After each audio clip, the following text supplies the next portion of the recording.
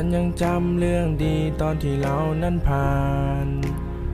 นเรื่องเลวร้ายด้วยกันนึกถึงตอนที่เรียนแล้วเราทะเลาะกันฉันยังจำไม่จางโอ้เพื่อนเอ้ยไปอยู่ไหนช่วยส่งข้อความมาทีได้ไหมมันอาจจะเป็นวันสุดท้ายที่มึงและกูบอกว่าสายคำว่าเพื่อนมันอยู่ในใจไม่ว่าจะดีหรือร้ายขอบคุณที่ร่วมสร้างกันมาไม่ว่าจะไกลแค่ไหนก็คิดถึงตลอดก็ยังคิดถึงนานวอนึกถึงตอนที่อยู่ประถมตอนที่ยังจีบสาวไม่เป็นก็มีเพื่อนมาสอนผมอยู่ด้วยแล้วสุขใจไม่อยากให้มึงไปไหนตอนที่กูนั้นเหงาก็มีมึงข้างกายผ่านร้อนมาด้วยกันผ่านหนาวมาด้วยกันเสียงหัวเราะและรอยยิ้มมันอยู่ในความทรงจำเพลงนี้กูอยากให้มึงได้ฟังถึงมันจะไม่ค่อยดังแต่กูนั่งเขียนสุดกำลังโอ้จบปีนี้จะไปต่อไหนโนไปถึงฝันอันที่วาดไว้โอ้ไม่ได้เจอมันจะขาดใจโนปีนี้ปีสุดท้ายของมึงและกู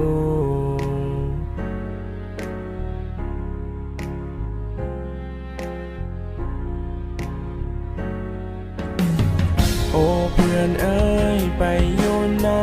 ช่วยส่งข้อความมาทีได้ไหม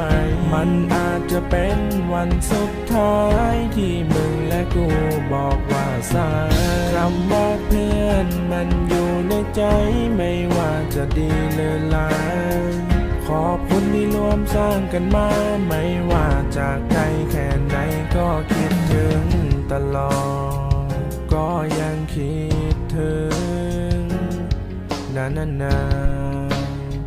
วอ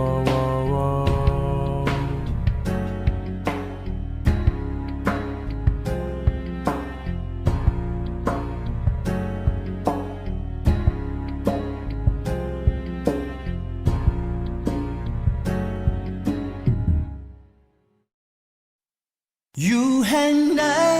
เธอจะมีฉันผูกพันจะไม่ลืมกัน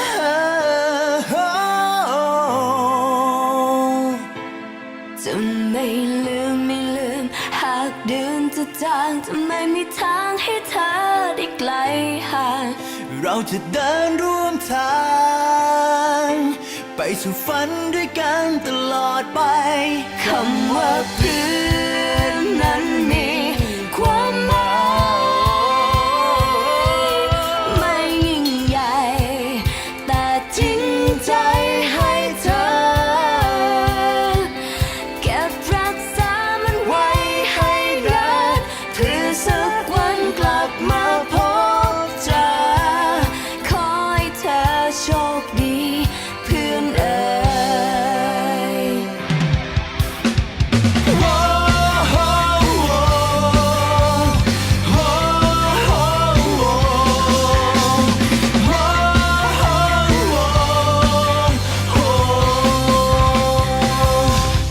อยู่แห่งไหน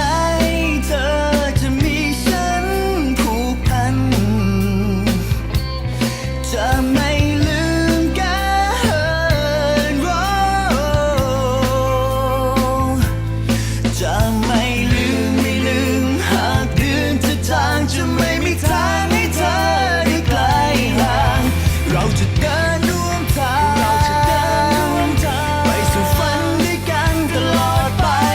คำว่าเพื่อนนั้นมีความหมายไม่ยิ่งใหญ่แต่จริงใจให้เธอเก็บรักษามันไว้ให้นานเพื่อสักวันกลับมาพบเจอขอให้เธอโชคดีเพื่อนเอ๋ย เธอจะยังมีฉันอยู่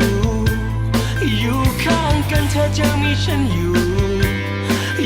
ด้วยกัน เธอจะมีฉันเราจะมีกันไม่ว่าเวลาจะผ่านไปนานแค่ไหนไม่ว่าทุกข์จะสุขจะอยู่ช่วยกันฟันฝ่าจะเจอช่วงเวลาที่ไม่ค่อยดีเท่าไรกอดคอกันไว้จะไม่มีใครทิ้งใคร